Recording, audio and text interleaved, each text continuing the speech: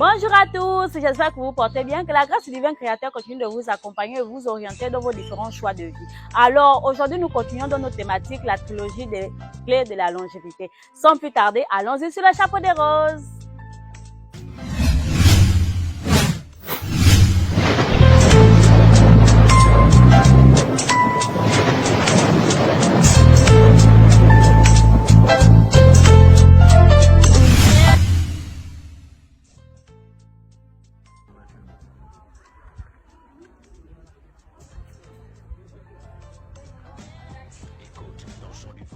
L'histoire de nos ancêtres, sinon disons tout simplement que la spiritualité du continent nous amène à comprendre que l'horloge de vie est déterminée à notre naissance. Cela peut être accéléré ou prolongé suivant les actions que nous posons sur Tengue, c'est-à-dire notre manière de vivre, nos lieux de fréquentation et notre alimentation. Eh oui, fini la façon de voir et de comprendre le monde à l'école occidentale. La connaissance des enfants de la Terre noire va au-delà de la perception occidentale, car nous sommes les précurseurs de toutes les sciences. Le monde est plus complexe que ça. Le fait de plus nous orienter vers les traditions des autres, d'abandonner notre culture au détriment des autres peuples du globe, nous éloigne fondamentalement de notre centre qui est le point d'ancrage de notre vitalité de vie.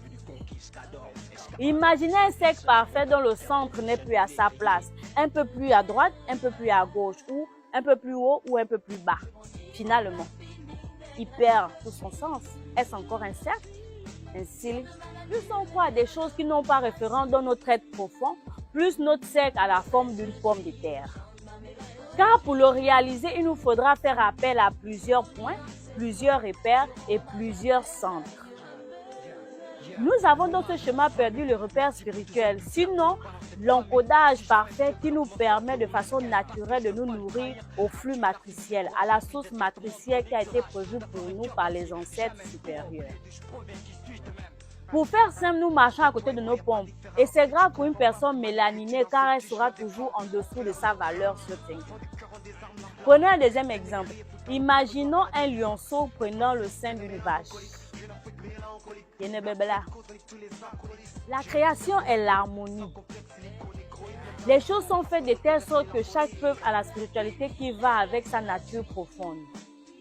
Aujourd'hui, nous vivons le déséquilibre de l'esclavage et de la colonisation qui nous mène lentement vers un avenir incertain.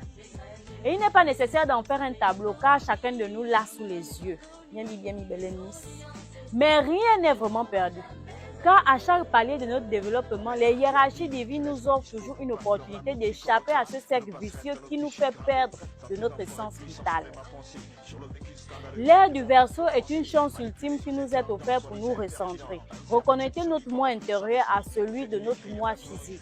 Daïna Sissi Myonson. C'est pourquoi plusieurs vieilles âmes reviennent dans des corps gouvernés par des grands esprits, car les enjeux sont trop importants pour perdre dans ce jeu de relais. Notre longévité en dépend. Va n'oubliez pas de partager, car la vie c'est le partage. Alors je vous souhaite une bonne méditation. C'est ça m'appauvrit mon continent, mes veines, et baisement mes sentiments, mélancolique mon âme, on ne pas la poire, je sais,